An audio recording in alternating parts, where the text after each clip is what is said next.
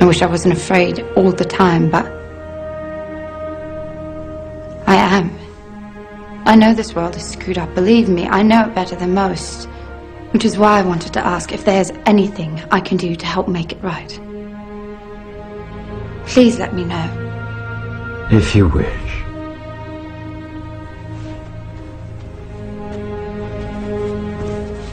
Be very anniversum fifus fisi. By the power of truth, I, while living, have conquered the universe. Personal motto? From Faust. That's about trying to cheat the devil, isn't it? It is. And speaking of the devil, I was wondering if your offer to help was still standing. Of course. It appears that unforeseen circumstances have accelerated my original plan.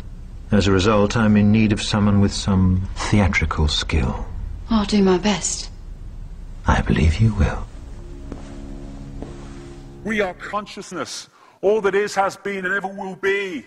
There is nothing to fear. Whatever happens, we are always that.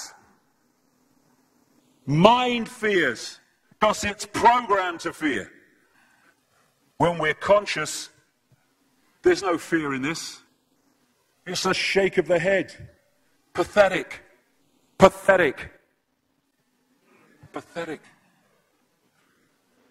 And we need to do this. Compliance. We need to challenge that. Not with violence, not even with aggression. We just need not to fight it. We need to walk away, because without our acquiescence, it cannot survive.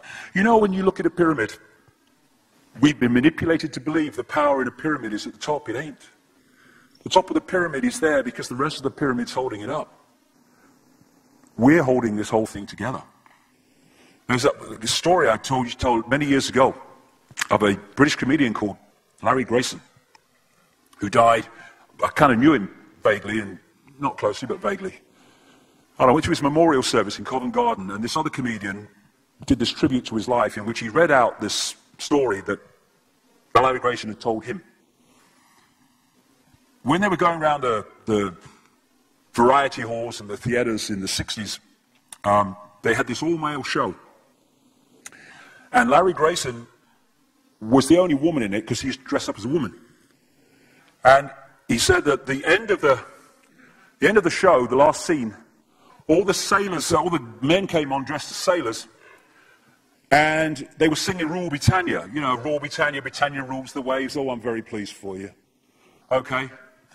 And as it built up, Larry Grayson would come on dressed as Britannia with the helmet and the shield, and he would be manhandled up the side of this pyramid to the top for the big finish. And he said one night, he said things seemed to be going rather well. He said, and then I noticed that a sailor in the bottom left-hand corner had got rather a cough. And this cough got worse and worse and worse to the point where the sailor couldn't stay in the pyramid anymore and stepped out of it. Larry Grayson, symbolic of this elite at the peak of the pyramid, ended up in the second row.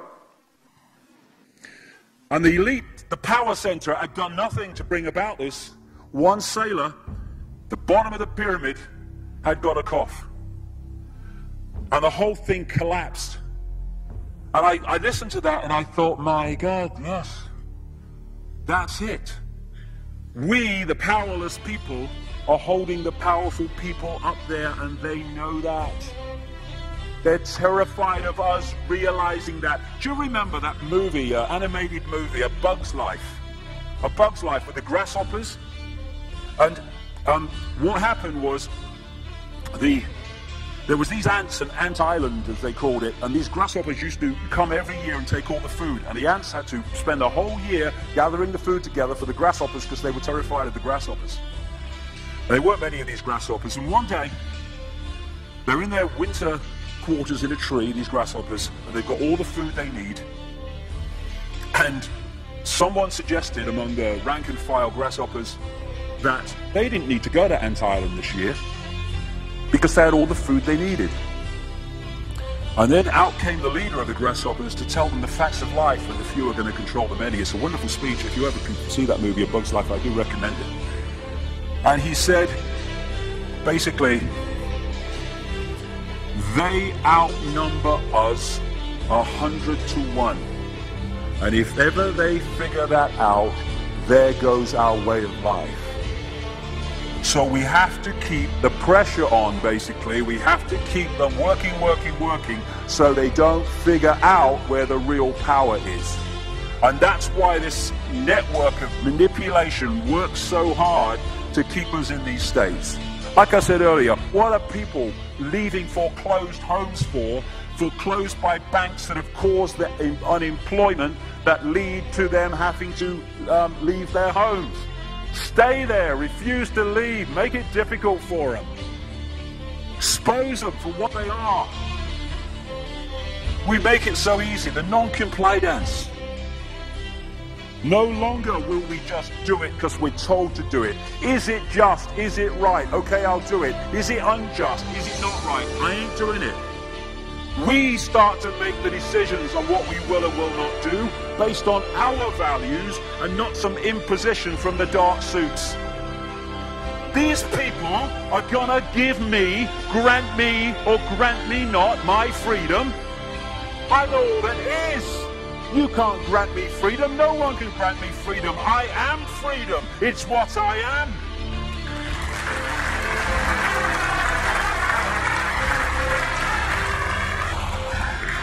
The big question, what would consciousness do? What would consciousness do in this situation? And when we ask that question, it really just changed the way we see the world. Not what would I do, mine, right. What would consciousness do? You know, this is a great line. If it's not right, don't do it. If it's not true, don't say it. And what would transform this world overnight is if we started doing what we knew to be right in the situations we face, instead of what we think is right for us in the moment. Not what are the consequences for me, or what's the best thing for me, how do I get the best deal out of this? What is right? What is just in this situation? If we started making decisions based on that, the world would transform overnight. These are very simple things. If we want a world of peace, then we need to be peaceful. We don't need to fight for it. We just need to be peaceful, and we'll bring that about. If we want a world of kindness, we need to be kind, and then it will naturally unfold. We don't fight for kindness. As Martin Luther King said, it's a wonderful saying, piece of oratory. Cowardice asks the question, is it safe? Expediency asks the question, is it politic? Vanity asks the question, is it popular? But consciousness asks the question, is it right? And there comes a time when one must take a position that is neither safe, nor politic, nor popular, but one must take it because it is right. And when enough of us do that, what is right will manifest by definition. And we're in this position now where this vibrational change, this energetic change is taking place, where we can start cracking these eggshells, where we can start becoming the full magnitude of who we are, where we can be consciousness in the now, using mind to experience this reality instead of being governed by it, turning the key to let consciousness in. We're being offered this opportunity now. No longer can we say we didn't realize who we are, we didn't know we could do that. I was kind of waking up one day, and I saw this earth imprisoned, and I saw this big lock and a key going in and being turned. I went on the internet just very shortly afterwards. I was looking for a picture, not this one, and that's what I saw. The picture I'd just seen in my half kind of sleep. And that's what we're being offered the chance to do now, to turn the master key called becoming conscious that will bring an end to this. It's being given to us, we just need to take it. And to take it, we need to say enough. Enough of being enslaved by these people, enough of being enslaved by our manipulated ignorance, enough of being enslaved by the fear of being who we are.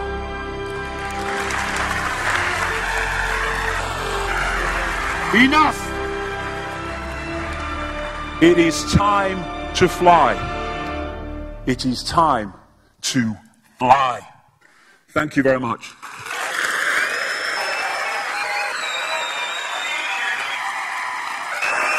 Thank you. Thank you very much. Thank you. Thank you. Thank you.